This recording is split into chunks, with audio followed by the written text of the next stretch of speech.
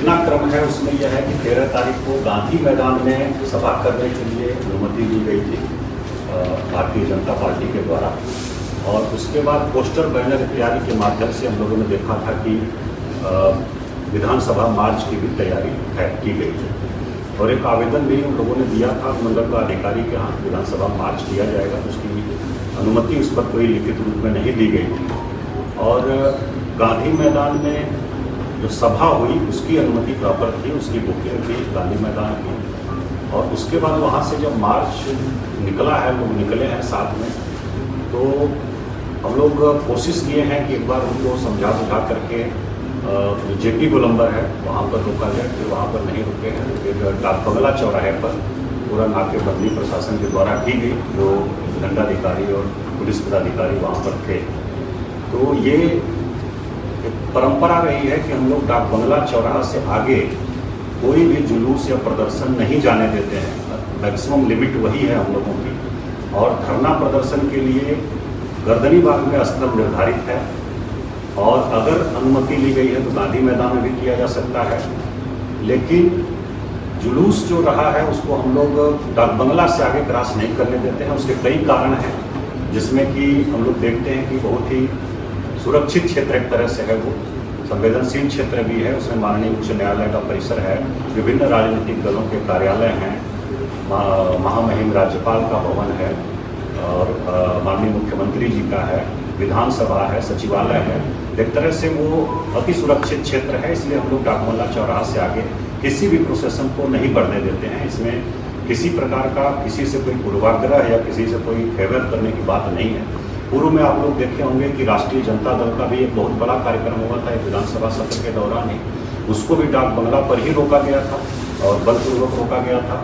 और उसके बाद हम लोग देखे थे कि लोजपा का भी एक कार्यक्रम हुआ था, उसको भी यहीं रोका गया था। बल्कि कुछ लोग वो लोग गुरिल्ला टाइप का दूसरे रूट से हड़ताली मोड़ पर भी पहुंच गए थे, फिर वहाँ जाकर के फाइनली रोका गया था।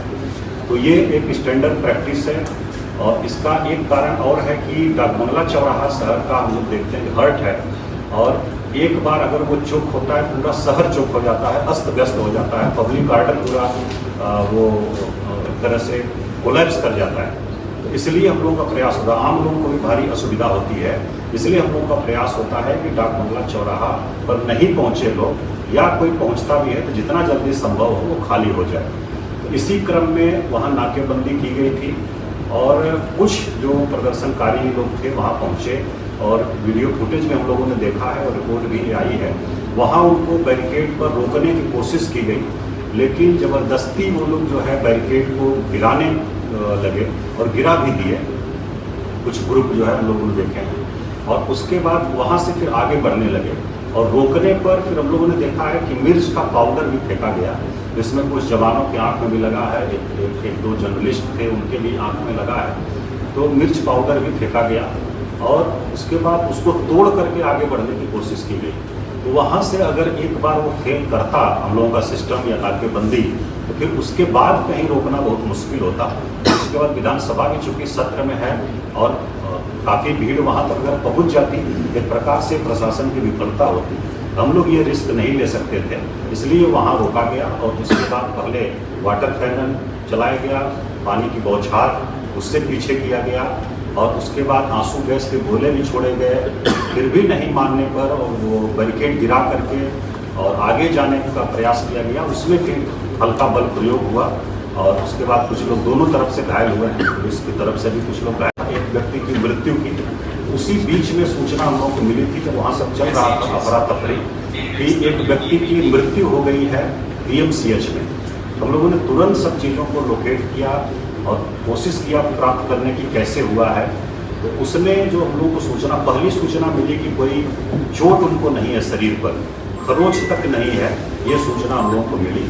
तो ये हम लोगों को लगा कि लाठीचार्ज में घायल नहीं हुए होंगे, अन्यथा कहीं न कहीं चोट जरूर रहती। ये एक हम लोगों को सूचना मिली थी। दूसरा फिर इन्क्वेस्ट उनका कराया गया, इन्क्वेस्ट में भी आया कि कहीं से कोई खरोच नहीं है, कपड़ा भी उनका इंटैक्ट है और बाकी सब चीज़ें ठीक है।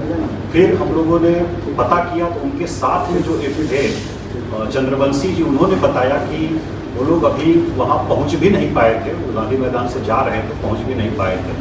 तब तक वहाँ पर अफरा तफरी हुई, पता चला कि लाठीचार्ज हो गया, सब लोग भाग रहे थे इधर उधर, तो वो लोग फिर लौट गए और लौट गए। उसी क्रम में वो बोल रहे हैं कि अचानक वो बेहोश होकर के गिर गए, साथ में ही थे।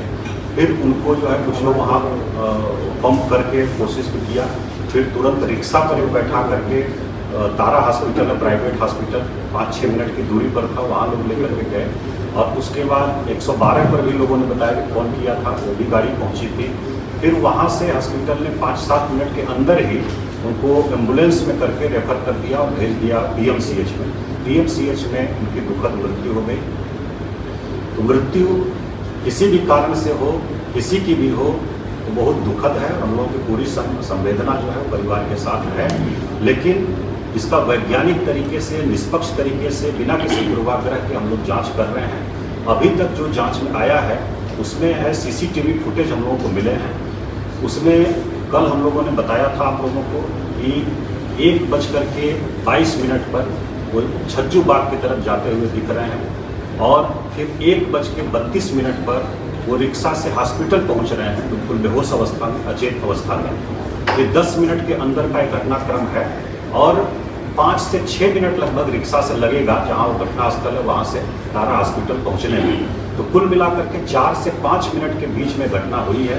तो JP गोलंबर से छज्जू बाग की तरफ 4 से 5 मिनट जाने के बाद और वहीं कहीं बीच में घटना हुई है और वहां पर कोई बल की प्रतिनियुक्ति नहीं थी, किसी प्रकार का अफरा तफरी नहीं थी। तो ये बहुत स्पष्ट है कि लाठीचार्ज से नहीं हुआ है। ये हम लोग जो CCTV और उनका लोकेशन जो देख करके इसमें आश्वस्त हैं और उनके बॉडी पर कोई निशान नहीं है किसी चोट का बाहरी। तो ये हम लोग आश्वस्त हैं कि लाठीचार्ज से नहीं हुआ है। लाठीचार्ज वाले स्थल पर वो पहुंचे ही नहीं थे अभी तक की जो हम लोगों की जांच है और जो CCTV फुटेज वगैरह हम लोगों को उपलब्ध है। एक और CCTV फुटेज आज मिला है हम लोगों को जो 1:19 पर वो JP गोलंबर पर दिख रहे हैं और कल हम लोगों ने जो प्राइवेट वो निकाला था उसमें वो 1:22 पर दिखे थे और आगे थोड़ा बढ़ के छज्जू बाग में आज 1:19 पर वो JP गोलंबर के पास दिख रहे हैं।